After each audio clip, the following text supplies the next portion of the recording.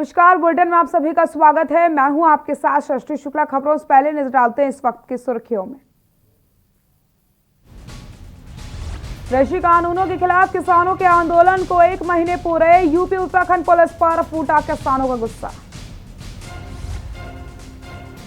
किसान सम्मान निधि के तहत किसानों को तोहफा, उत्तराखंड के 8.27 लाख किसान परिवारों के खातों में पहुंचे 165 करोड़ रुपए। हरिद्वार में मासूम से रेप के बाद हत्या का मामला, केंद्रीय शिक्षा मंत्री ने दिया आश्वासन का किसी भी कीमत पर होगी आरोपियों की गिरफ्तारी। मंगलौर में मजदूर का बेटा बना जज, हरिद्वार का नाम किया रोशन, छोटे गरीब परिवार का रहने वाला है सिद्धार्थ कुमार। महाकुंभ को लेकर के तैयारियां तेज, महेंद्र नरेंद्र गिरी का बयान, भव्य और दिव्य होगा महाकुंभ, सरकार नहीं मानी तो अखाड़े स्वयं करेंगे व्यवस्था। दिल्ली समेत देश के कई राज्यों में सर्दी का तांडव जारी, उत्तराखंड में बारिश और बर्फबारी का अलर्ट। आप देख रहे हैं के न्यूज, खबरों का सारथी। पूरे देश के साथ साथ राजधानी देहरादून में भी अटल बिहारी वाजपेयी की जयंती को सुशासन दिवस के रूप में मनाया गया। इस दौरान पवेलियन ग्राउंड में कार्यक्रम का आयोजन किया गया। कार्यक्रम में मुख्यमंत्री त्रिवेंद्र सिंह रावत ने वर्चुअल तरीके से प्रतिभाग किया, तो वहीं किसान आंदोलन के बीच प्रधानमंत्री नरेंद्र मोदी ने पीएम किसान सम्मान निधि की अगली किस्त जारी की। इसके तहत 9 करोड़ किसानों के खाते में 18,000 करोड़ रुपए की राशि डाली गई है। कार्यक्रम में राज्यसभा सांसद नरेश बंसल, विधानसभा अध्यक्ष प्रेमचंद अग्रवाल, मेयर सुनील उनियाल गामा सहित कई विधायक मौजूद रहे।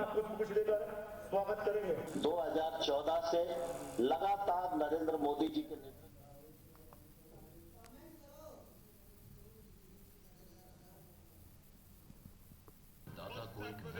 पवित्र धरती से योगदान को सम्मान दिया। करोड़ों किसानों के चरणों में मदद अर्पित करता हूं।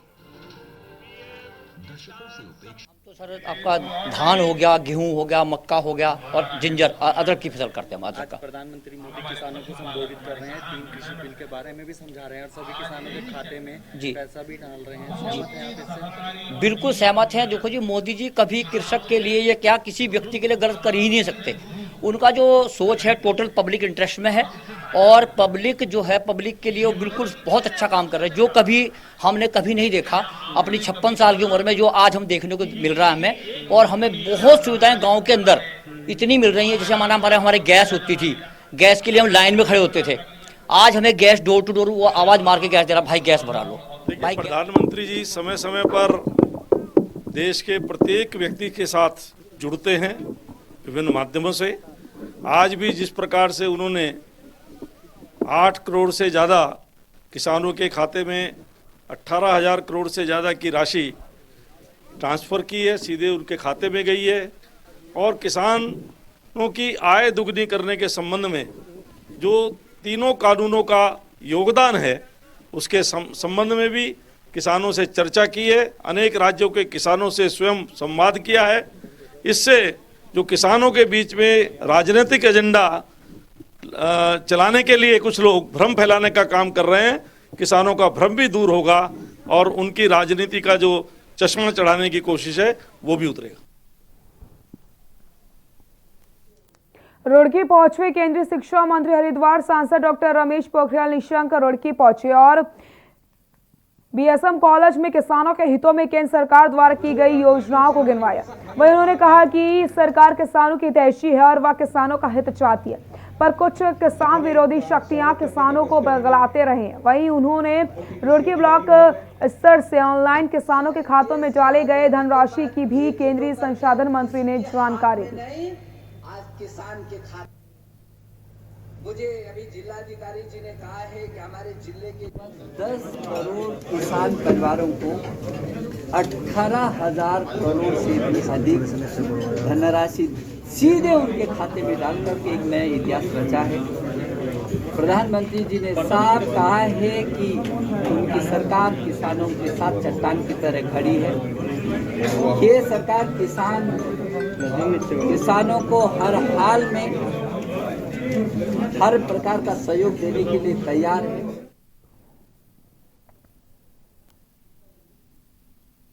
धर्मनगरी हरिद्वार में 20 तारीख को मासूम 11 साल की बेटी की रेप के बाद निर्मम हत्या कर दी गई। 6 दिन बीत जाने के बाद भी अभी इस मामले में एक फरार आरोपी पुलिस की गिरफ्त से बाहर है। स्थानीय लोगों ने भी इस घटना को लेकर काफी आक्रोश देखने को मिल रहा है। अब इस मामले में राजनीति भी देखने को मिल रही है। वहीं सरकार भी जल्द से जल्द फरार आरोपी को गिरफ्तार करने की कड़ी सजा दिलवाने की बात लगातार कह रही है।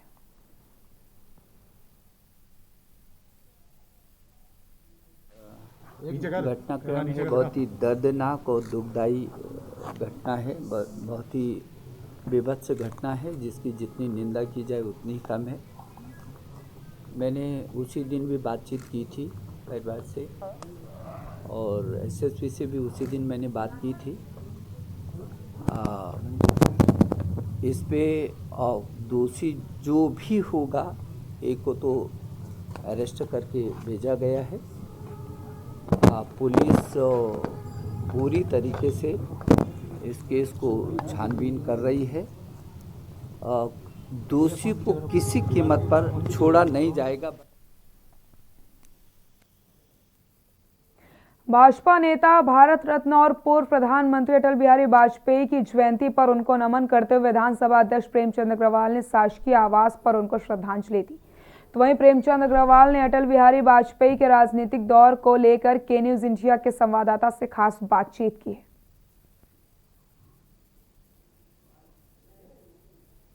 भारत रत्न एवं पूर्व प्रधानमंत्री श्री अटल बिहारी वाजपेयी की 96वीं जयंती पर आज विधानसभा अध्यक्ष प्रेमचंद अग्रवाल ने उनको श्रद्धांजलि अर्पित की है। ज़्यादा जानकारी के लिए मेरे साथ अध्यक्ष जी इस वक्त मौजूद हैं, सीधे चलते हैं उनसे बात करेंगे। अध्यक्ष जी, आज अटल बिहारी वाजपेयी की जयंती पर उनको आपने श्रद्धांजलि अर्पित की है, किस तरह से देखते हैं आप उनके कार्य को? देखिए, अटल बिहारी वाजपेयी जिनके बारे में पूरा देश अजातशत्रु के रूप में उनको मानता है, जानता है और जिनका राजनीतिक जीवन भी बहुत बड़ा रहा है और मैं कह सकता हूं कि आज उनकी 96वीं जयंती है, जिसमें पूरे देश के अंदर जिन्होंने अमिट छाप छोड़ी, उनके बारे में कहा जाता है कि वो साहित्यकार, कवि, पत्रकार के साथ साथ जिस प्रकार से समाज के प्रति उनका एक योगदान रहा है, राष्ट्रभक्ति के रूप में जिनको जाना जाता है और राजनेता के रूप में जिन्होंने अनेकों वर्षों तक लोकसभा में और राज्यसभा में एक सांसद की भूमिका निभाई। मुझे याद है कि जब पहले प्रधानमंत्री जवाहरलाल नेहरू जी ने जब उनका भाषण सुना लोकसभा के अंदर, तो उन्होंने एक ही शब्द कहा था कि ये व्यक्ति देश का प्रधानमंत्री बनेगा और वो उनकी उक्ति बिल्कुल चरितार्थ भी हुई। और वो हमारे माननीय अटल बिहारी वाजपेयी इस देश के जिन्होंने 3 बार नेतृत्व किया, गैर कांग्रेसी प्रधानमंत्री के रूप में वो उन्होंने नेतृत्व किया, अनेकों उन्होंने आयाम छुए। और उसके साथ साथ मैं कह सकता हूँ कि जिस प्रकार से उन्होंने हमारे इस उत्तराखंड के बारे में काम किया, उनके बहुत अटूट रिश्ते रहे उत्तराखंड से, बहुत सारे आंदोलन यहाँ पे हुए, बहुत सारे लोगों ने इसमें बलिदान दिया। तो अटल बिहारी वाजपेयी का मुझे एक किस्सा याद आता है कि जब 21 मार्च 1994 को एक बहुत बड़ी सभा, इस 1996 को बहुत बड़ी सभा देहरादून में आयोजित थी। मैं उस समय भारतीय जनता पार्टी का देहरादून जनपद का जिलाध्यक्ष था। तो थे विधानसभा अध्यक्ष प्रेमचंद अग्रवाल जी, जिनका कहना है कि 1956 से लेकर 2000 तक श्री अटल बिहारी वाजपेयी ने अपनी एक राजनीति में अपनी एक अलग ही पहचान बनाई है। कैमरा पर्सन लाइक अहमद के साथ मैं अशोक कुमार, के न्यूज इंडिया, देहरादून। उधम सिंह नगर के गदरपुर में भी पूर्व प्रधानमंत्री अटल बिहारी वाजपेयी की जयंती बड़ी ही सादगी के साथ मनाई गई। जयंती के मौके पर गदरपुर के राम जीवनपुर में एक कार्यक्रम का आयोजन हुआ, जिसमें मुख्य अतिथि के रूप में कैबिनेट मंत्री अरविंद पांडे पहुंचे। इस दौरान उन्होंने अटल बिहारी वाजपेयी को श्रद्धांजलि देते हुए उनके पदचिन्हों पर चलने की बात भी कही है। साथ ही साथ कहा कि अटल बिहारी वाजपेयी प्रधानमंत्री रहते हुए देश के लिए काफी ऐसे काम किए जो कि एक मिसाल के रूप में सामने आए। हम सबके प्रिय नेता और प्रेरणा स्रोत माननीय अटल बिहारी वाजपेयी जी के जन्मदिन पर किसान कल्याण मंत्रालय की ओर बाजपुर से हजारों की संख्या में किसान दिल्ली में चल रहे आंदोलन को बल देने के लिए दिल्ली रवाना हुए, जहां किसान पुलिस द्वारा लगाई गई बैरिकेडिंग्स को ट्रैक्टर से तोड़ते हुए दिल्ली रवाना हुए। किसानों द्वारा की गई तोड़फोड़ पर पुलिस प्रशासन मूकदर्शक बनकर खड़ा रहा।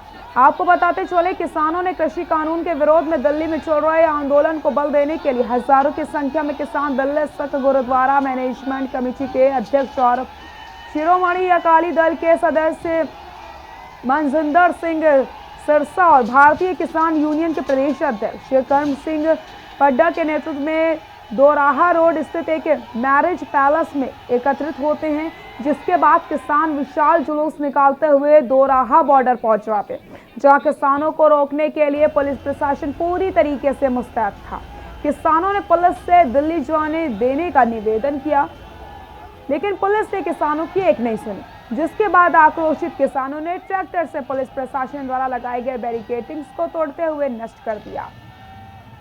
वहीं एसएसपी दलीप सिंह कुंवर ने कहा कि पुलिस प्रशासन ने पूरे घटनाक्रम की वीडियोग्राफी करवाई है, जिसके बाद प्रदर्शनकारियों और पुलिस पर हमला करने वालों के खिलाफ मुकदमा दर्ज किया जाएगा।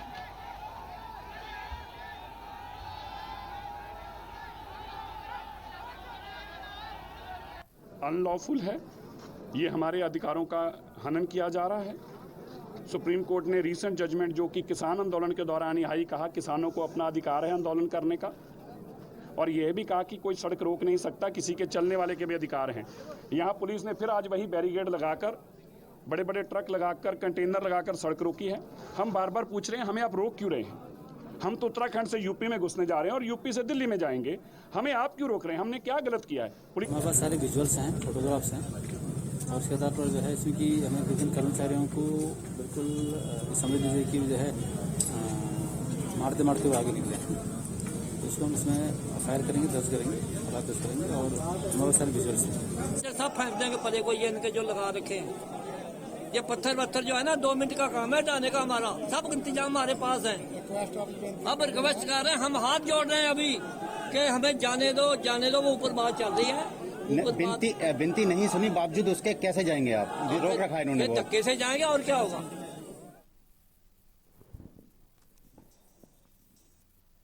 जहां पूरे देश से किसान एकत्र होकर के आंदोलन को सफल बनाने के लिए दिल्ली पहुंच रहे हैं, वहीं बाजपुर के दोराहा बॉर्डर पर उत्तराखंड पुलिस द्वारा किसानों को उत्तर प्रदेश की सीमा पर प्रवेश करने से रोकने के लिए भारी मात्रा में पुलिस बल एवं पीएसी को तैनात किया गया।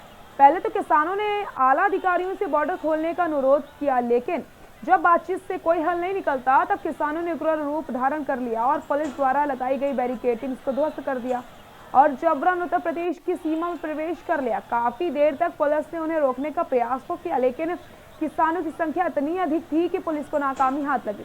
वहीं पुलिस अधीक्षक दलीप सिंह कुंवर का कहना था कि पुलिस ने उन्हें रोकने का पूरा प्रयास किया, लेकिन इन्होंने सुरक्षा चक्र को तोड़कर इधर उधर से जाने का काम किया। इनकी वीडियोग्राफी की गई है, उसी के अनुसार उचित कार्रवाई की जाएगी। ऐसा है कि इसमें हमने बहुत प्रयास किया है रोकने के लिए, लेकिन जो तरह वाले थे और वो हमारा जो यहाँ पर जो एक चैन बना था उसको डिस्टर्ब किया, तो वहाँ से निकल गए थे।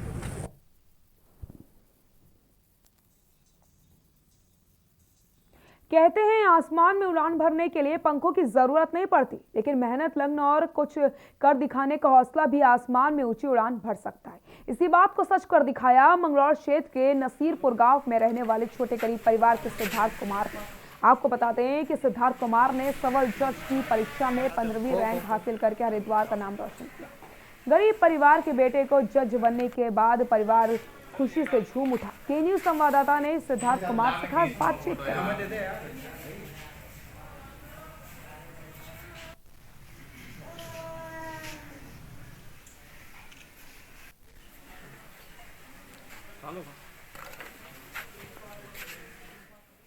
तो मंजिल मिल ही जाती है, यह कहावत सिद्ध कर दी है मंगलौर क्षेत्र के एक छोटे से गांव नसीरपुर के रहने वाले सिद्धार्थ कुमार ने। जी हाँ, उन्होंने सिविल जो परीक्षा है वो पास की है और अपने परिवार और गांव वालों का नाम रोशन किया है।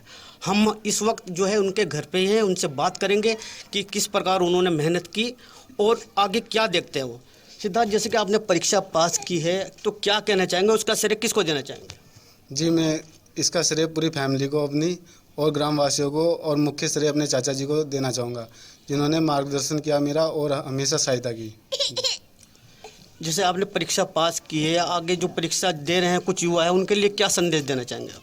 जी, उनके लिए यही संदेश है, अगर आप कंटिन्यूसली मेहनत करते हैं, लगातार मेहनत करते हैं तो आप ज़रूर सफल होंगे। और मेहनत कभी बेकार नहीं जाती, वो काम हमेशा काम आती है। तो अगर आप मेहनत करोगे तो आप ज़रूर सफल होंगे। तो ये तो सिद्धार्थ कुमार का यही कहना था कि यदि आप मेहनत करते रहेंगे तो उसका फल भी आपको मिलेगा। के न्यूज़ के लिए अकील अहमद, मंगलोर। नैनीताल के तल्लीताल बाजार में टीवी रिपेयर की दुकान में आग लग गई और दुकान पूरी तरीके से जलकर खाक हो गई। दुकान में आग लगने से क्षेत्र में हड़कंप मच गया। दुकान में आग लगने की सूचना स्थानीय लोगों के द्वारा फायर ब्रिगेड को दी गई, जिसके बाद मौके पर पहुंची फायर ब्रिगेड की टीम ने कड़ी मशक्कत के बाद आग पर काबू पाया। स्थानीय लोगों के द्वारा बताया गया कि दुकान बंद थी, तभी दुकान से धुआं निकलता दिखा। तो इस दौरान दुकान से आग की तेज लपटें निकलने लगी, जिसकी सूचना तत्काल फायर ब्रिगेड को दी गई और जब तक फायर ब्रिगेड मौके पर पहुंची तब तक आग ने पूरी तरीके से दुकान को चपेट में ले लिया था। गनीमत रही कि समय रहते मौके पर पहुंचे फायर ब्रिगेड की टीम के द्वारा आग पर काबू पा लिया गया, नहीं तो बड़ा हादसा हो सकता था। यहाँ पे खोखा था, एक राहुल नाम का व्यक्ति चलाता था, इसमें टीवी रिपेयरिंग का काम करता था। इसमें मेरे ख्याल से संभवतः शॉर्ट सर्किट में आग लगी होगी। तो मौके पे तुरंत ही जैसे हम लोग पहुँच गए थे, कुछ थाने के बगल भी थे, फायर सर्विस बुला दिया गया। फायर सर्विस ने तत्कालिक कार्रवाई करते हुए आपके सामने देखी रहे कि आग बुझा ली गई। यहाँ रुकते हैं छोटे से ब्रेक के लिए, जल्द हाजिर होते हैं।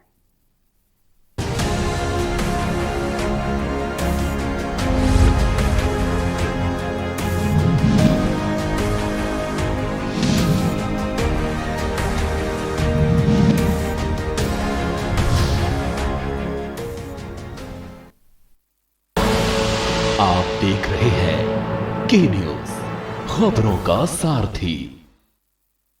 You know it's only a drill, and yet you train like it is the real thing. Because one day, at a second's notice, it will be. One day, you'll come together as an invincible team, and every second you save will be a life saved. The Indian Air Force is looking for an exceptional team, a team that is truly a cut above. Join the Indian Air Force to be a cut above. Corona संकट काल में के news India की देशवासियों से appeal है कि हम जाति धर्म को भूलकर कोरोना को हराने में एक साथ खड़े हों। जरूरतमंदों की मदद करें। कोरोना के खिलाफ जंग में हम अपना योगदान दें। हम सब मिलकर लड़ेंगे और मिलकर जीतेंगे। आप देख रहे हैं के न्यूज़, खबरों का सारथी।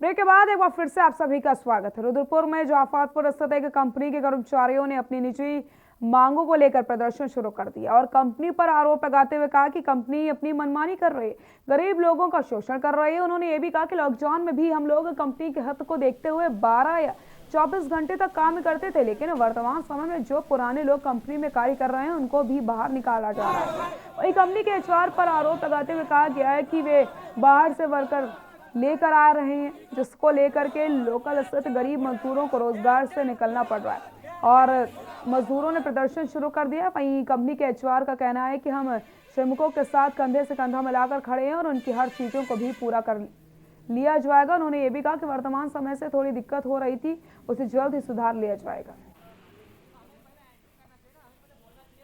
इस कंपनी में काम करेंगे और अगर पुराना बंदे किसी को निकाल देंगे तो सारे निकल जाएंगे, कोई काम नहीं करेंगे। कोई मशीनों पे नहीं रहेगा। काम कर रहे हैं 5-6 सालों से काम कर रहे। पूरा लॉकडाउन इन लोगों ने, गांव वाले ने चलाया। जब पूरा फैक्ट्री बंद था, सारे फैक्ट्री बंद था लॉकडाउन में, आपको पता है। तो ये मोनाडी चल रहा था, खाली रात को सोए थे, उठा के ला 12 घंटा किया ड्यूटी यहाँ पे। 12 मामला ये है कि आज एक नया ठेकेदार आया है, यहाँ पार्टीशन ठेका ले रहे हैं वो लोग, और हमारे जो पुराने वर्कर है उनको मतलब शॉर्ट किया जा रहा है, यानी कि निकाल दिया जा रहा है कुछ को, और बाकी नए लड़के लेके काम चला रहे हैं।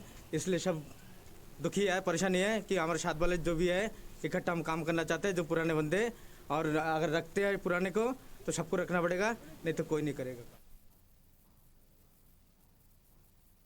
सितारगंज में किसानों को रोकने पर उनके वाहनों की चपेट में आने से थाना अध्यक्ष, सीनियर सब इंस्पेक्टर समेत 3 पुलिसकर्मी घायल हो गए।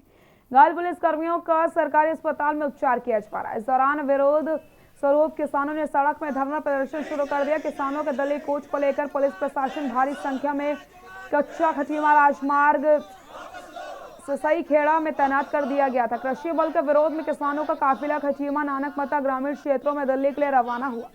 पुलिस ने किसानों को ससई खेड़ा या आधी राजमार्ग पर रोक दिया, जिसका विरोध किसानों ने किया। इस दौरान जमकर तीखी नोकझोंक हुई। किसानों ने बैरिकेडिंग गिरा दिए। इसके बाद थाना अध्यक्ष जनकैया दिनेश पड़तियाल, एसएसआई सुधाकर जोशी, सिपाही ताजुद्दीन किसानों को रोकने के लिए सड़क पर खड़े हो गए। आरोप है कि इस दौरान आक्रोशित किसानों ने वाहन नहीं रोके। वाहनों की चपेट में आकर पुलिसकर्मियों को चोटें लगी हैं।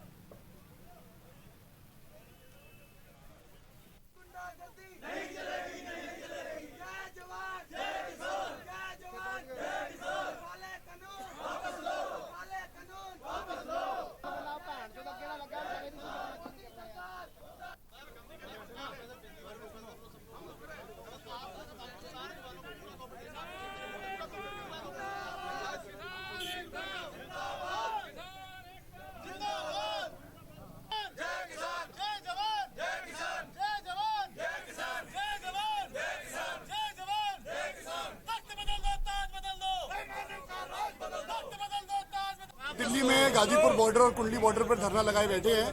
इनको समर्थन देने के लिए यहाँ से और पूरनपुर और यूपी से लोग जो दिल्ली कूच कर रहे थे उनको रोकने का काम पुलिस प्रशासन ने किया।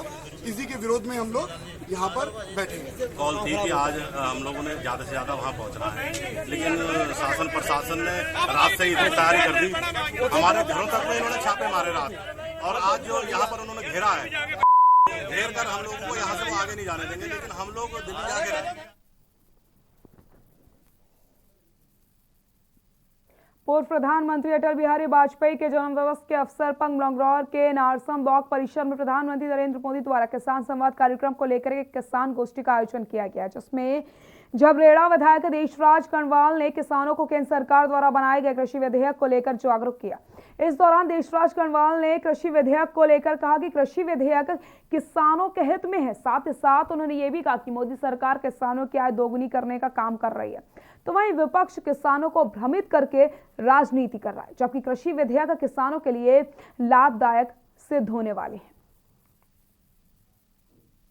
हरियाणा, पंजाब, बिहार, बंगाल के मुख्यमंत्री हैं, जब उनको लगे कि लाभकारी है उनके। इसी तरह एक ही पहले माननीय देश के प्रधानमंत्री श्री नरेंद्र मोदी जी द्वारा पीएम किसान सम्मान निधि का एक साथ 9,000 किसान परिवारों को 18,000 करोड़ रुपए की धनराशि जो है वो प्रदान की गई है। और जो 3 कानून आदरणीय देश की सरकार ने, मोदी जी ने बनाए हैं, संसद ने बनाए हैं, राज्यसभा में जो पास हुए हैं, उन कानून के समर्थन में, उन कानून के बारे में स्पष्ट बताया गया है मोदी जी द्वारा।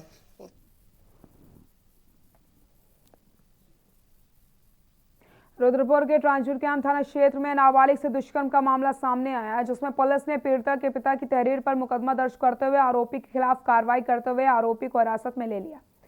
नाबालिग से दुष्कर्म करने वाला आरोपी भी नाबालिग बताया जा रहा है। नाबालिग से दुष्कर्म करने वाले नाबालिग आरोपी को पुलिस ने हिरासत में लेते हुए जुवेनाइल कोर्ट में पेश किया है, जहां पर उसे संप्रेक्षण गृह भेजा गया। बताया जा रहा है कि 22 दिसंबर को जब घर पर नाबालिग अकेली थी, तभी पड़ोस में रहने वाले एक नाबालिग ने घर में जबरन घुसकर उसके साथ दुष्कर्म किया।